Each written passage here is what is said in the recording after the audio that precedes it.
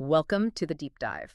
Today, we're focusing on, well, one of the most intellectually demanding roles in global finance, the Chief Risk Officer, or CRO. hmm And this isn't just about ticking regulatory boxes. It's really a look at leadership, culture, and frankly, survival against some genuinely unprecedented threats. That framing is spot on because the risk landscape, it hasn't just tweaked around the edges in recent years. It's fundamentally mutated. We're seeing risks move faster, hit harder than, well, ever before. Exactly. Let's maybe start there with that huge shift our sources talk about. I mean, think about the COVID-19 pandemic. Right. It just, poof, invalidated decades of established credit modeling almost overnight. And then you layer on top of that the whole social media angle. Yeah. Accelerating traditional bank runs from something that took weeks. To real-time events, demanding instant crisis response. It's kind of mind-boggling. And what's really key here, I think, is that these weren't just, isolated blips. They exposed systemic weaknesses. They forced institutions to completely rethink foundational things. Totally. Suddenly, it wasn't just about forecasting credit losses anymore. It was, okay, we need to fundamentally restructure our liquidity models, our interest rate models. The whole shebang. And this massive, urgent expansion of scope, well, it puts just intense pressure on the CRO. Yeah, you can imagine. Traditionally, the CRO's focus was maybe a bit narrower, right? Credit risk, market losses, keeping the bank compliant. Standard stuff. Yeah. Relatively speaking. Important, but narrower.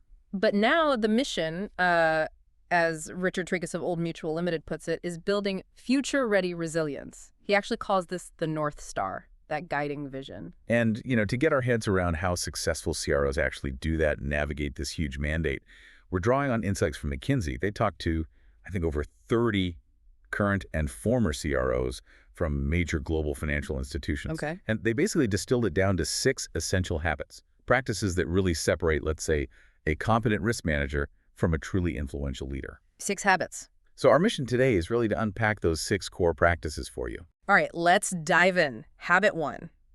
Establishing the North Star and championing the culture. This sounds foundational, like the CRO's internal marketing job almost. It absolutely is, yeah. Their purpose has got to go way beyond just meeting the rules or, guarding the bank's capital. Those things are still essential, obviously, non-negotiable. Sure. But the CRO needs to articulate a really clear, explicit vision for risk, that North Star that the whole organization can actually get behind. And the sources gave some great sort of tangible examples of how they make this real, right? Moving beyond just abstract mission statements. Totally. Like one team used 360-degree feedback from leaders across the whole business to hammer out their risk vision. Interesting. Another CRO broke down their mission into 3 simple parts: setting standards, maximizing return on capital, and then meeting external standards for communities, shareholders, everyone.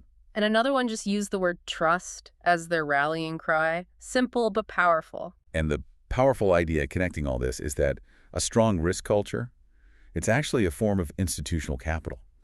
A veteran CRO pointed out that getting that alignment on values with all the stakeholders, Employees, investors, the community. yeah, everyone, it doesn't just demystify risk, it gives you a crucial buffer, what they called latitude to make mistakes. Ah, okay. When that trust is there and the values are clear, the organization has like the social capital it needs to get through tough times without instantly collapsing public confidence. That tolerance for error built on trust, that's huge. And it really puts the onus on the CRO to be the ultimate cultural guardian. Definitely. You see Frank Ronci, CRO of BNP Paribas, he actually calls himself the guardian of the temple. Wow. And his chairman sees the risk team as the angels of the bank. That's a pretty powerful mandate for making decisions based on principles. It really speaks to that long-term view, doesn't it? Ensuring the culture lasts, learning from mistakes. And you see it in day-to-day behavior, too. How they handle failure, how they promote transparency. Oh, I loved that quote they used about encouraging timely escalation. It sums up the ideal risk culture perfectly, I think. Which one was that? The one that went something like, if you tell me about a risk issue and that issue subsequently blows up, then that's my problem. If you don't tell me, then it's your problem. Yes. That's brilliant. It just removes the fear, right? The fear of bringing bad news. Totally. And then you have someone like Lori Rupp at First Citizens Bank Shares taking a slightly different tack, more historical. Yeah, the roadshow idea. Yeah, using a picture of an old 1898 teller station, complete with bars on the window, Huh. Okay. to basically make the point that, look, Risk management isn't some new compliance thing we bolted on. It's been part of our DNA since day one. That's a great way to frame it. So, if defining the culture is step one, ensuring it actually survives beyond the current leadership team, that really requires habit two, building the bench investing in the next generation of leaders. Exactly. The complexity we're talking about now, it demands a really resilient team. And interestingly, the most critical aspect of diversity these CROs mentioned wasn't demographic necessarily, but diversity of thinking. Diversity of thinking. So different backgrounds, different experiences, different skill sets coming together. Precisely. Yeah. And they don't just hope for this, they actively engineer it. A big part of this is professional rotation. Okay, explain that. Well, they deliberately move people in and out of the risk function itself. Mhm.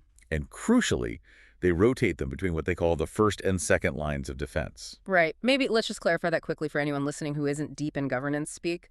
First and second lines. Sure. So the first line is basically your operational folks, the business units, the people generating revenue day to day.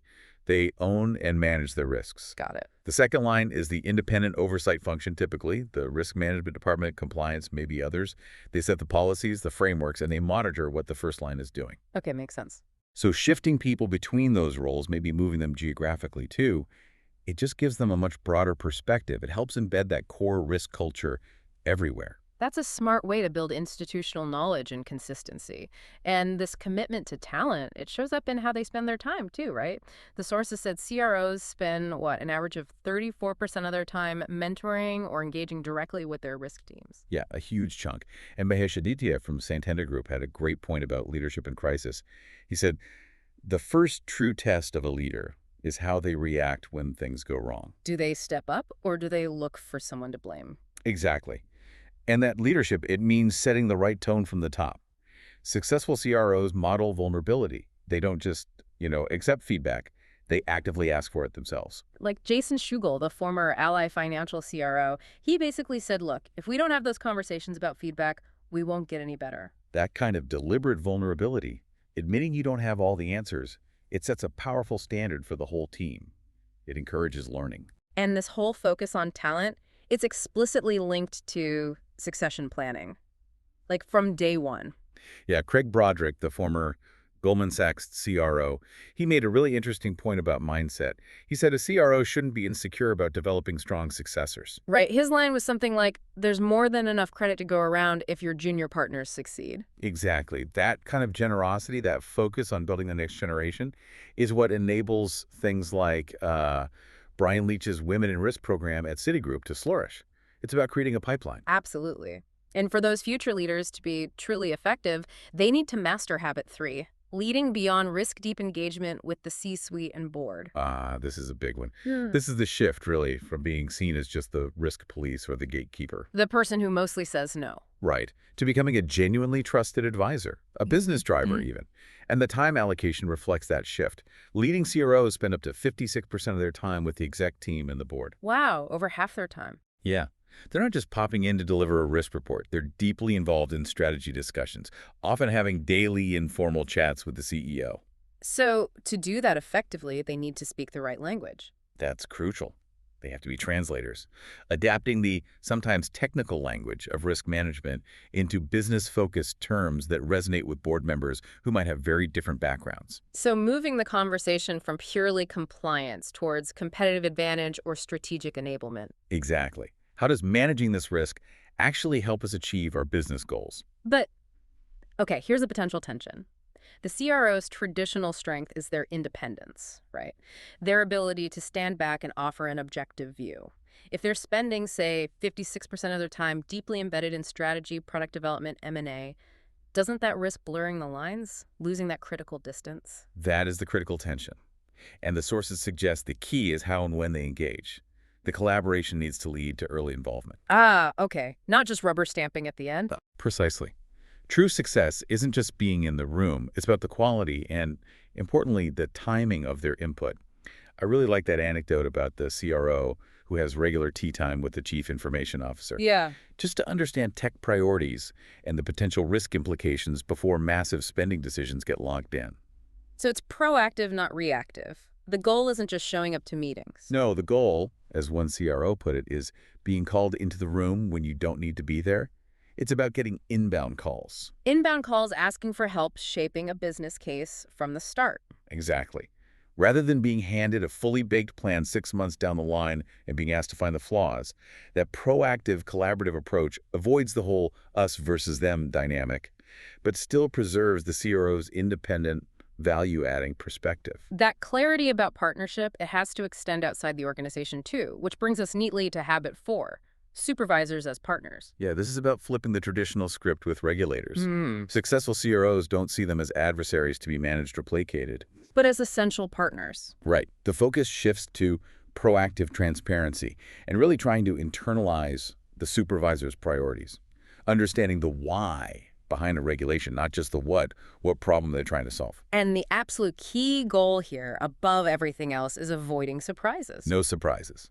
Sean Dooley from Anatomy called this the relationship management approach to regulators. And the sources noted that when you build that strong trust, CROs actually gain influence. They can help shape rulemaking and policy because the supervisors start relying on their expertise and their data. But that requires real transparency. It's the currency, absolutely. Yeah. As one CRO said, you need to be transparent and collaborative or else in the long term you lose.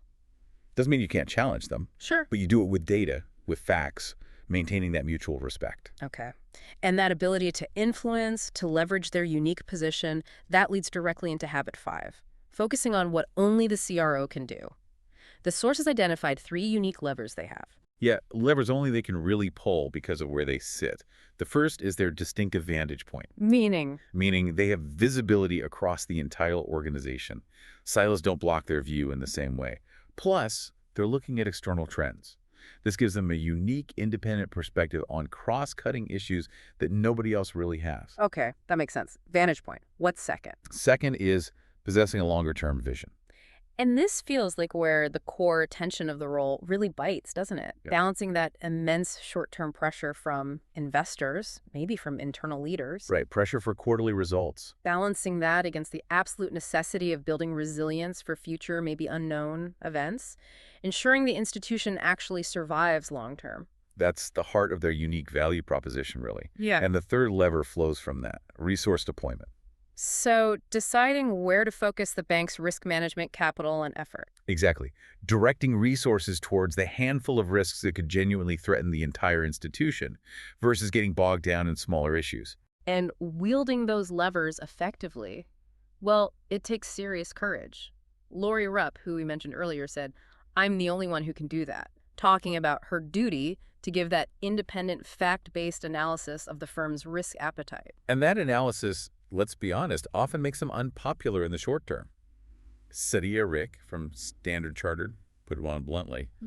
A CRO needs influence and gravitas and has to be prepared to be not the most liked person in the room. Oof. That requires real professional courage, prioritizing long-term safety over maybe short-term gains or expediency. And you see that courage in the resource decisions, too, like Sean Dooley at NAD making that strategic call. We're going to disinvest in this part of the risk function because we're going to automate and we're going to invest here. That's a tough, long-term structural decision that really leverages their unique visibility. Only the CRO is positioned to lead that effectively. Which brings us, logically, to the final practice, habit 6, endurance continually monitoring personal effectiveness. Yeah, this is about sustainability for the CRO themselves. It feels like the ultimate paradox of the job, right? On one hand, it's one of the most fascinating careers because you get this incredibly broad perspective. Totally. You see everything. But on the other hand, it's incredibly challenging. You're constantly juggling the demands of all these different stakeholders with often conflicting priorities. It's a marathon, as the source says, but with occasional intense sprints. So CROs have to be really deliberate about managing their own time and energy. And it's interesting how much time they dedicate to looking ahead. On average, spending 29% of their time, almost a third, actively finding and preparing for potential future risks, not just reacting to today's problem. And they know they have to be role models for balance and sustainability themselves. They can't preach it if they're burning out. Right. So they rely heavily on what the sources call an inner circle of trust, people who give them honest feedback on their performance. And that circle isn't just internal colleagues. Right. No, it includes people inside the bank, sure, but also industry peers, mentors outside the organization, and even personal input from family and friends.